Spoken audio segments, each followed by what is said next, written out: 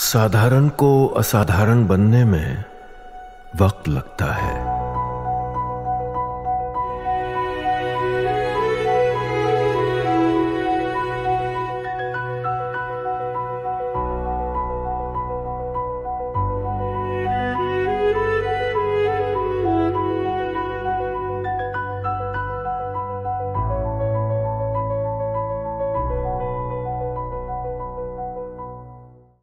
भारत में पहली बार बना फोटोनिक राडार। अब ये अलग अलग तरह, आपने ब्रेवो सुन लिया, स्वाति सुन लिया, फोटोनिक सुनिए। अब फोटोनिक राडार डीआरडीओ ने बनाया देश का पहला ऐसा रेडार। ये रेडार स्टेल्थ फाइटर जेट्स और छोटे छोटे टारगेट्स को भी ट्रैक करने की क्षमता रखता है। Ultra high resolution stealth detection और इलेक्ट्रॉनिक जैमिंग जैसी तकनीक से लैस है ये फोटोनिक रेडार। मतलब ये सिर्फ पकड़ेगा नहीं, ये सॉफ्ट किल भी कर देगा क्या कॉमोडोर साहब? बिल्कुल सही कह रहे हैं। हमने पहले स्वाति वेपन लोकेटिंग रेडार की बात करी कि बैटलफील्ड के अंदर जो वेपन्स हैं डिप्लॉयड उसको लोकेट कर लेता और पिनाका सिस्टम से उसको खत्म भी कर दिया जाता है। और अब हम बात कर रहे हैं फोटोनिक की। फोटोनिक का मतलब ही फोटोन यानी कि लाइट बीम जो होती है उससे होता है। तो यानी कि ये जो रेगुलर रेडार्स नहीं है, ये लाइट बीम का इस्तेमाल करते हुए रेडार्स हैं, तभी ये हाईली एक्यूरेट भी होते हैं और इनको ये स्टेल्थ जो एयरक्राफ्ट होते हैं उनको भी पकड़ सकते हैं, छोटे छोटे जहाजों को, छोटे छोटे ड्रोन्स को भी पकड़ सकते हैं। तो कहीं ना कहीं एक बहुत बड़ी जंप है भारत की टेक्नोलॉजी के अंदर जब हम इस बात पे पहुंचे। तो आपकी बात बिल्कुल सही है। हम ना केवल इसके लिए, अब अस्त्रा की भी बात इसके साथ ही जोड़ दूं एक लाइन में, जो बड़ी अच्छी बात बता रहे थे। गैलियम आर्सेनाइड पहले से यूज होता था रेडार्स के अंदर भी या सीकर्स के अंदर भी, अब गैलियम नाइट्राइड यूज कर रहे हैं। अच्छा, जो उससे भी पावरफुल है, उससे भी दूर तक रेंज रखता है और कहीं ना कहीं ये बहुत बड़ी जंप है भारत के अंदर। अच्छा। रेडार्स के ऊपर, सीकर्स के ऊपर और साथ साथ में जो वेपन टेक्नोलॉजीज हम इस्तेमाल कर रहे हैं अपनी long range beyond visual range missiles के। तो ये इस तरीके से इतनी तेजी के साथ बदल रहा है भारत का पैराडाइम इस मामले में। और तेजस से जुड़ी बड़ी खबर देखिए, तेजस MK-1A के लिए दूसरा इंजन तैयार। GE एयरोस्पेस ने भारत को सौंपा ये इंजन। L&T ने तेजस के लिए बनाए स्वदेशी विंग्स। तो अभी तक आपने रेडार के बारे में जान लिया, आपने मोटे तौर पर एक हमारे एपिसोड में ये समझ लिया था कि हमारे पास मिसाइलें कितनी खतरनाक हैं। एक बार फिर ब्रह्मोस की भी चर्चा हो गई। अब जरा फाइटर्स के मामले में भी देख लीजिए आप।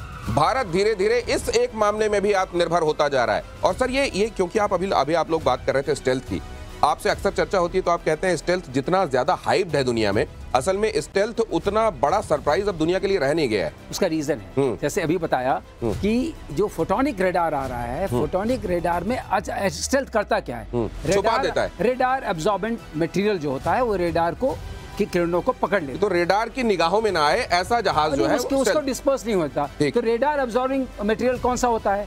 वो सारे के सारे एक्स रेंज वाले होते हैं। एक पर्टिकुलर रेंज है, उसी में काम करते हैं। बाकी जो वेरी लो फ्रीक्वेंसी होगी वो फिर देख लेगी। लेकिन वेरी लो फ्रीक्वेंसी की प्रॉब्लम ये होती है कि रेजोल्यूशन अच्छा नहीं होता है। लेकिन जब फोटोनिक रेडार आएगा तो उसमें spectrum of frequencies are very high, वो अब्सॉर्ब नहीं होते, तो रिफ्लेक्शन होगा, रेडार पकड़ेगा। और एक और चीज आ रही है फोटोनिक रेडार के साथ साथ, जो फोटोनिक कंप्यूटर्स आ रहे हैं, कंप्यूटिंग जिसको बोल रहे हैं, क्वांटम कंप्यूटिंग के अलावा ये भी एक कंप्यूटिंग है which will be real time and very high speed, very high speed. तो अगर आप इन दोनों को मर्ज कर दीजिए तो स्टेल्थ कहाँ रहा? इसलिए मैं हमेशा से कभी से स्टेल्थ का मैं वो नहीं रहा, कहते हैं ना, बहुत बड़ा एडवोकेट नहीं रहा। लेकिन अब ये भारत बात आपने जो इसकी बात की है तेजस वाली, तेजस में पॉइंट आई थिंक नहीं, मैं ये जानना चाहता हूं कि भारत जिस तरीके से फाइटर जेट्स के मामले में आत्मनिर्भरता की तरफ बढ़ रहा है, क्या उसका डिपेंडेंस वाकई खत्म होता जाएगा? उसके अपने स्क्वाड्रन पूरे होते चले जाएंगे जितनी आवश्यकता कही जा रही है, अपने अब खुद ही बना के उससे पूरा कर लेगा, या आखिरकार विदेश से भी खरीदने पड़ेंगे? मेजर गौरव, देखिए मैं आपको दो बातें बताता हूँ। ये इतनी हैप्पी न्यूज नहीं है जितना लोग बोल रहे हैं। ठीक है, हम कुछ भी बोल रहे हैं कि 2 इंजन आ गए, 4 इंजन आ गए, जब अमेरिका बहादुर का मन आएगा आपको 2 इंजन दे देगा। आप ये कह रहे हैं कि मुझे 200 इंजन चाहिए, लो पैसे। अमेरिका कहता नहीं, हमारी सप्लाई चेन में प्रॉब्लम है, हम नहीं देते।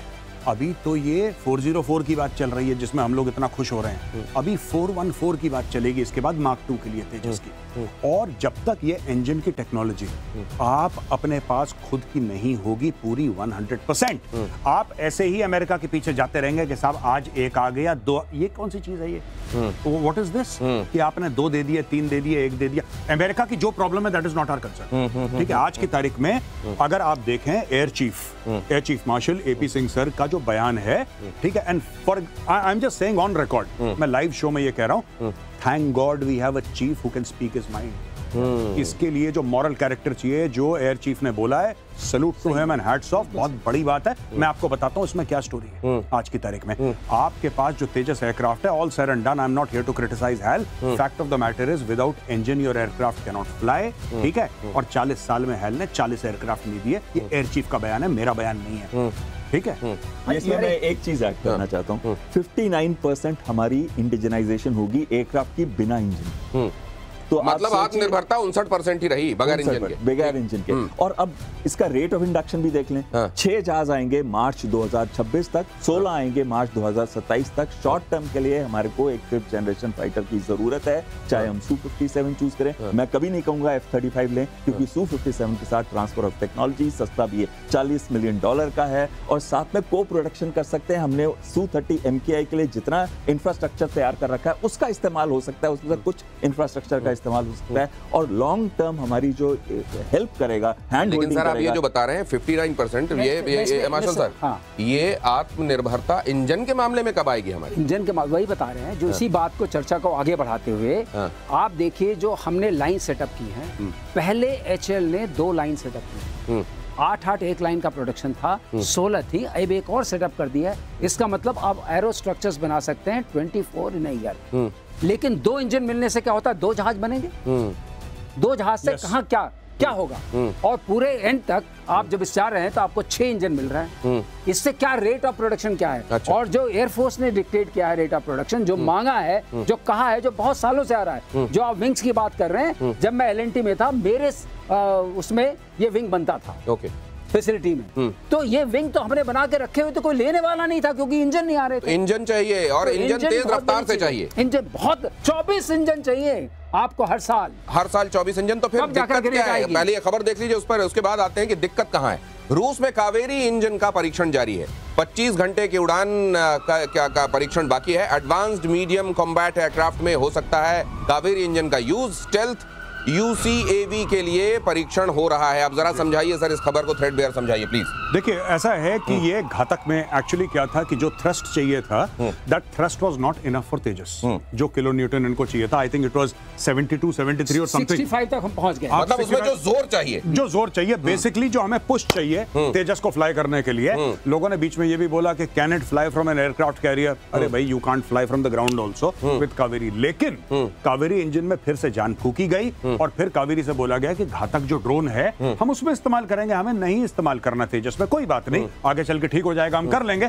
अभी फिलहाल जितना थ्रस्ट मिल रहा है, that is good enough for घातक ड्रोन। और घातक ड्रोन के साथ इस्तेमाल होके इट विल फ्लाई द घातक। अच्छा, और दोनों ADE जो है, जहां घातक बनता है, एरोनॉटिकल डिफेंस एस्टैब्लिशमेंट, वो बैंगलोर में है। तो कावेरी वाला भी बैंगलोर में है। सर, ये कावेरी और सैफरन भारत में इन दिनों इसकी चर्चा बहुत चर्चा है। ये चर्चा आज से नहीं है, कई सालों से चल रही है। इस चर्चा में हम भी शामिल हुए थे। बात सिर्फ इतनी है कि किसके साथ हम गठजोड़ करें, कि कावेरी जो हमारा प्रोजेक्ट है वो हमें 110 to 115 किलो न्यूटन का थ्रस्ट का इंजन दे सके उस वेट में।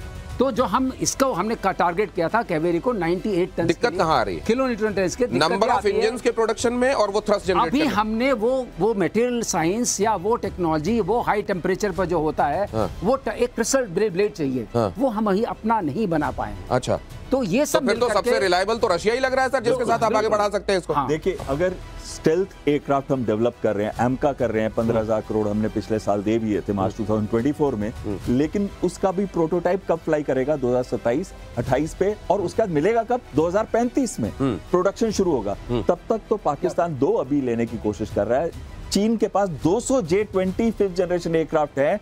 अगर हमको कुछ भी करना है तो अभी Su-57 हमें आज लेना पड़ेगा, कल लेना चाहिए था पर आज लेना पड़ेगा। और साथ में रशिया हमको हेल्प करेगा स्टेल्थ इंजन डेवलप करने में भी, ये उन्होंने हमको प्रॉमिस किया कि साथ में, और एडवांस उसके लॉन्ग रेंज वेपन सिस्टम्स है जो Su-57 के साथ इंटीग्रेट होगा। उनका रेडार जो है F-35 से बेटर रेडार है, और साथ में जो उसके रेंजेस हैं उसके वेपन सिस्टम्स के, वो कहीं ना कहीं बहुत ही बेहतर हैं अमेरिकन वेपन सिस्टम सिस्टम से, प्लस हम रशियन सिस्टम्स के साथ यूज्ड टू हैं, तो हम इतने सालों से वो सिस्टम इस्तेमाल कर रहे हैं, हमें उनकी लैंग्वेज पता है, हमें पता है वो कैसे इंटीग्रेट किया जाता है और कैसे बिहेव करते हैं, और वो हमारे साथ थिक एंड थिन में खड़े रहे हैं। और दूसरी बात ये है कि इंजन के मामले में, ये इंजन को अगर हटा देते हैं आप, 59% आत्मनिर्भरता, कम से कम इस मामले में हम कुछ आगे प्रगति कर रहे हैं। हालांकि आसान नहीं होती है, ये अगर आसान होता तो कर लिया जाता शायद ओवरनाइट। इसलिए पाकिस्तान जैसे मुल्कों को टैकल करने के लिए तो हम वैसे ही बहुत आगे हैं, लेकिन थ्रेट है चाइना। इस बीच ये खबर देखिए कि डीआरडीओ के बड़े प्रोजेक्ट गांडीव पर एक अपडेट है। गांडीव प्रोजेक्ट के तहत बनेंगी घातक मिसाइलें। गांडीव प्रोजेक्ट में कई तरह की मिसाइलें बनाई जाएंगी, सीरीज ऑफ मिसाइलें होंगी और